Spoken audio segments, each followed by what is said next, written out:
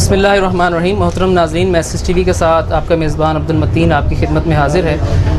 آج ہمارے ساتھ پاکستان تحریک انصاف کے چیئرمین محترم عمران خان صاحب موجود ہیں.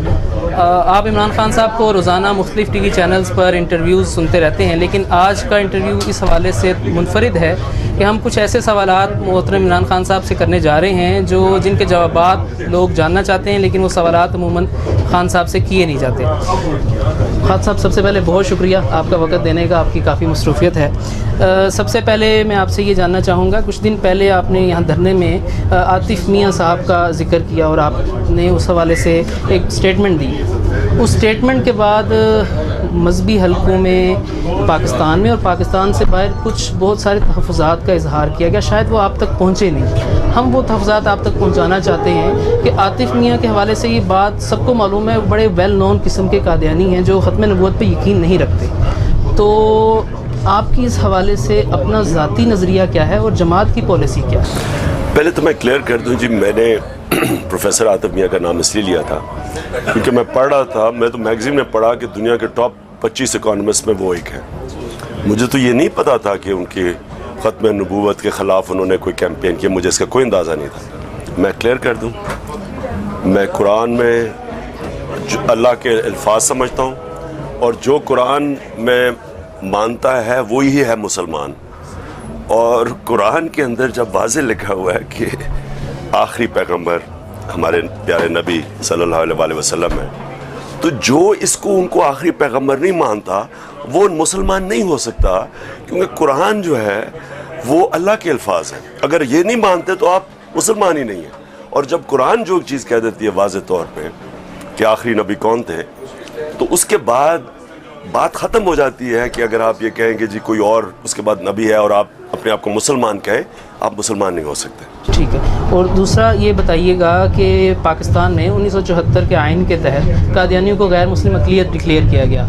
آپ کی جماعت اگر اقتدار میں آتی ہے تو کیا اس شک کو ایسے ہی رہنے دیا جائے گا یا اس کو تبدیل کرنے کا کوئی ارادہ ہے؟ یہ سوال اس وجہ سے پیدا ہوتا ہے کہ مختلف اوقات میں سوشل میڈیا پر آپ کے حوالے سے ایسے کلپ چلائے گئے ہیں، کچھ ریکارڈنگز چلائی گئی ہیں کہ عمران خان صاحب ہو سکتا ہے اقتدار میں آ کے ان لوگوں کو مسلمان ڈکلیئر کرنا چاہتے ہیں، یا کچھ ان کا اس طرف ذہن ہے عالمی برادری یہ چاہتی ہے تو کیونکہ عمران خان صاحب بھی یہ کریں.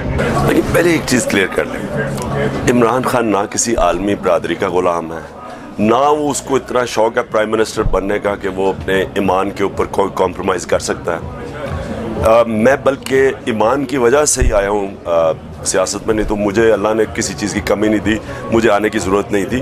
میرا ایمان کہتا ہے کہ ظلم اور ناانصافی کے خلاف آواز بلند کرو، اور وہ صرف آپ سیاست میں آ کے کر سکتے ہیں، کیونکہ یہاں ظالم ہیں، چوری کرتے ہیں پیسہ، غریب کر رہے ہیں، لوگوں کو انسانوں کی طرح رکھا نہیں جاتا، جانوروں کی طرح رکھا جاتا ہے.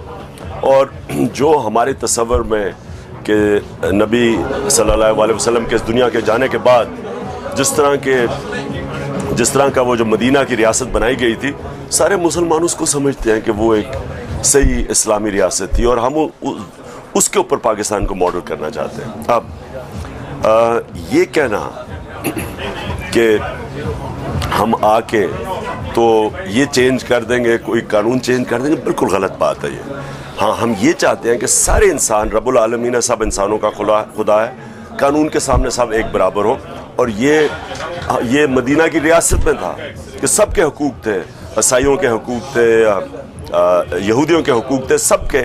تو وہ تو انسانوں کے سب کے حقوق ہیں. یہ میں کہتا ہوں قانون کے سامنے سب ایک برابر. لیکن یہ کہنا کہ جو نبی کو آخری نبی نہیں مانتا وہ مسلمان تو نہیں ہو سکتا. اس شک کو آپ آ کر بالکل نہیں چاہتے؟ جی نہیں. اس کے بعد ایک ضروری سوال یہ ہے کہ کے پی کے میں ماشاءاللہ اللہ تعالیٰ نے آپ کو حکومت سے نوازا ہے، لیکن کے پی کے میں کچھ تحفظات ہیں لوگوں کو. کے پی کے نصاب میں کافی ساری ریسنٹلی کچھ تبدیلیاں کی گئی ہیں جس پہ جماعت اسلامی، آپ کی حلیف جماعت سمیت بہت سارے لوگوں کو تحفظات ہیں. اس میں خصوصاً یہ ہے کہ حضور اکرم صلی اللہ علیہ وسلم کی سیرت، ازواج مطہرات اور خلفائے راشدین کے ناموں کو نکال کے اس کی جگہ راجہ دہر اور خان عبدالغفار خان کو ڈالا گیا ہے.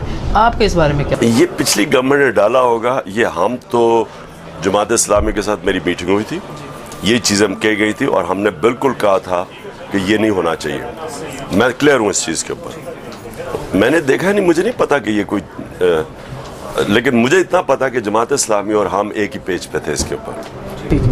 آپ پاکستان کے ان چند سیاستدانوں میں سے ہیں جو اپنی تقریر کا آغاز تلاوت قرآن سے کرتے ہیں اور اپنی تقریر کے دوران حضور اکرم صلی اللہ علیہ وسلم کی حیات مبارکہ اور دور اصحاب کی مثال دیتے ہیں، جبکہ لبرل جو لوگ ہیں وہ آپ کو بغیر داڑھی کے مولوی کہتے ہیں، اور علماء حضرات کچھ جو ہیں وہ آپ کو لبرل کہتے ہیں. تو آپ اپنے آپ کو کہاں کھڑا ہوتے ہیں؟ علامہ اقبال کو بھی ان کا ایک شعر ہے کہ یعنی وہ ایک یہ تھا کہ مجھے صاحب تنگ نظر مجھے کافر کہتے ہیں اور انگریز مجھے مسلمان کہتا ہے. ان کا بھی اسی طرح ہی.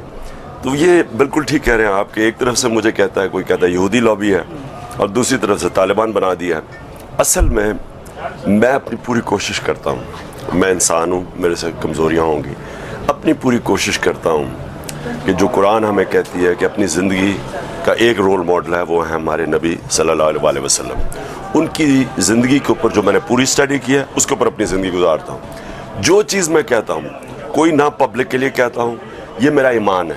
جو بھی میں بات کرتا ہوں، جب میں ان کو کہتا ہوں، اقبال کا جو شعر ہے کہ سبق پھر پڑھ صداقت کا، عدالت کا اور شجاعت کا، یہ کوالٹیز یہ علامہ اقبال نے ساری قرآن سے ہیں. یعنی قرآن شریف کے اندر یہ سب کچھ لکھا ہوا ہے. اقبال کی جتنی شاعری ہے وہ قرآن کے بیچ میں سے ہے. تو میں جو بھی بات کرتا ہوں میں اس لیے نہیں کہتا کہ مجھے کوئی ووٹس چاہیے یا میں وہ کہتا ہوں جو میرا ایمان ہے. میں نے اپنی کتاب میں یہ ساری چیزیں لکھی ہوئی ہیں. میں نے کہ کیسے میں میری طرح کا آدمی ایمان کی طرف آیا اور کیا میرے پر، تو میں نے اور اقبالیات کے اوپر پورا کہ واپس ہمیں اگر اپنے بچوں کو ہم نے صحیح معنی میں ان کی تربیت کرنی ہے تو رول ماڈل ہے اس ملک کا علامہ اقبال، جن کی نظریے کے اوپر پاکستان بنا تھا. تو میں کوئی ایسی بات نہیں کرتا جو میرا ایمان نہیں ہے. ایک سوال بہت ضروری ہے کہ تمام مسالک کا اور تمام جماعتوں کا پوری دنیا میں اس چیز پہ اتفاق ہے کہ سودی نظام جو ہے وہ معاشرت کی بربادی کی ایک وجہ ہے، اور اللہ نے خود قرآن میں اس کو اللہ اور رسول کے خلاف جنگ قرار دیا ہے. آپ کا اس حوالے سے کیا ویژن ہے؟ اللہ تعالیٰ اگر آپ کو اقتدار دیتے ہیں تو آپ اس ملک سے سودی نظام کو ختم کرنے کی کوشش کریں گے؟ پوری کوشش کریں گے جی. میں آپ کو، لیکن اس کے لیے ایک آلٹرنیٹیو ماڈل بھی بنانا پڑے گا، لیکن پوری کوشش کرنی چاہیے. جاپان کے اندر 0.5% ہے سود، 0.5% ہے. یہاں سود دیکھیں کتنا ہے، لوگ مر جاتے ہیں سود دے کے، تباہ ہو جاتے ہیں. اور میں بالکل اس میں بلیو کرتا ہوں. یہ جو گھر بیٹھ کے پیسہ بنانا سود کے اوپر، یہ ایک انسان کو ختم کر دیتا ہے، معاشرے کو تباہ کر دیتا ہے، اور میں بالکل اس کے خلاف ہوں. لیکن اس کا جب تک ایک آلٹرنیٹیو ماڈل ہم ڈیولپ نہیں کرتے، اور اس کے اوپر کام ہو رہا ہے. بس دو مختصر سوالات آپ سے کرنے ہیں. آپ کی جماعت یوتھ کو ریپرزینٹ کرتی ہے اور اس کا دعویٰ بھی کرتی ہے. ایک یوتھ ہے جو کالج، یونیورسٹیز اور اسکول میں ہے، ایک دوسری یوتھ ہے جو مدارس میں ہے. آپ نے کالج اور یونیورسٹیز کی یوتھ کو تو فوکس کیا، آپ وہاں جاتے ہیں، لیکچرز بھی دیتے ہیں یونیورسٹیز میں، لیکن آپ نے دوسری طرف اس یوتھ کو نظر انداز کر دیا. اس کی کیا وجہ ہے؟ میں گیا ہوا ہوں تین مدارس میں گیا ہوں 2-3 سالوں پہ، بلکہ میں گیا ہوں ابھی 1 سال پہلے دارالعلوم کراچی میں گئے تھے، حقانیہ میں گئے تھے، کوڑا جی. لیکن دیکھیں، میں یہ کوئی انٹینشنل نہیں ہے. میں سمجھتا ہوں کہ پاکستان میں ایک نظام ہونا چاہیے. سب بچوں کو انگریزی بھی پڑھانی چاہیے، کیونکہ ہمارے نبی صلی اللہ علیہ وسلم نے کہا تھا کہ اگر چائنا بھی جانا پڑے علم حاصل کرنے کے لیے تو جاؤ. تو ظاہر ہے چائنیز سیکھنی پڑنی تھی، تب چائنا آگے تھا ہمارے سے. تو میں اس میں بلیو کرتا ہوں کہ سب کو انگریزی پڑھائیں، سب کو پڑھائیں اور سب کو سائنسز پڑھائیں. اور آپ یقین کریں کہ میں پڑھا تھا 1815 میں جو 2 مدرسے تھے دلی کے اندر، وہ انگریزوں نے جو بنایا ہوا تھا دہلی کالج، اس سے بہت اونچی سٹینڈرڈ تھی. ہمارے مدارس کی آج سے 200 سال پہلے انگلینڈ کے آکسفورڈ کیمبرج کی سٹینڈرڈ تھی. یہ G.W. لیٹنر ہے، وہ لکھتا ہے کہ مدارس کی آکسفورڈ کیمبرج کی سٹینڈرڈ تھی. تو ہمیں اس کو بھی، اس میں ہر قسم دیکھنا، مدارس میں بچے جاتے ہیں، ان کو پریپیئر کریں کہ 21ویں صدی میں بھی جائیں. ان کو ہر قسم سائنسز بھی پڑھائیں، انگریزی پڑھائیں اور علم پڑھائیں. اور جتنا زیادہ آپ کی قرآن تو اللہ نے ایک ایسی چیز دی ہے کہ جتنا بڑا عالم ہوتا ہے اتنی بہتر سمجھ سکتا ہے قرآن. یعنی جتنی اس کی وسیع. میں جب قرآن شریف پڑھی آج سے 20 سال پہلے، 25 سال پہلے، تو جو اب میں پڑھتا ہوں مجھے اس پہ اب اور معنی نظر آتے ہیں 25 سال پہلے. اور اس کا مطلب جتنا میرا بڑا ہوتا جاتا ہے ویژن، اتنی اس میں اسی آیت میں اور معنی نظر آتے ہیں. تو اس لیے جتنا آدمی پڑھتا ہے اور دین جتنا، قرآن کی ایک آیت ہے کہ جتنا انسان کا پڑھا لکھا انسان ہو، وہ جب یہ پڑھے گا اسے پتا ہوگا کہ سچ ہے، یہ اللہ کے الفاظ ہیں. تو میں سمجھتا ہوں کہ ہمیں ایک ہی سلیبس ہونا چاہیے اور بچوں کو آئیڈیل ہے کہ سب کچھ پڑھانا چاہیے.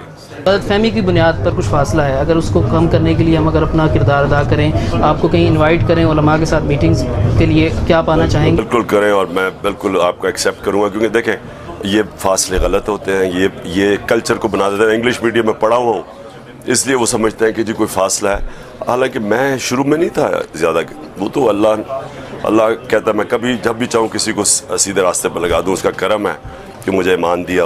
ایک وجہ وہ بھی ہے فاصلے کی، ہم جو سوچتے ہیں اور جو میں نے لوگوں سے بات کی آپ سے انٹرویو سے پہلے، وہ یہ کہتے ہیں کہ ہمارے ہاں یہ ٹرینڈ نہیں ہے جلسوں میں میوزک کا، ناچ گانے کا. اس وجہ سے ہمارا ناچ گانا کیوں ہے؟ ساری یا قوالیاں ہوتی ہیں، ملک کے ترانے ہوتے ہیں، اللہ ہو ہوتا ہے، مائیں آتی ہیں، بچے آتے ہیں، یعنی یہ میری بہنیں آتی ہیں، میری بہن ایک چھوٹی تبلیغ کرتی ہے تو وہ آتی ہے بیٹھتی ہے، تو یہ کہنا غلط ہے. چلیے بہت شکریہ.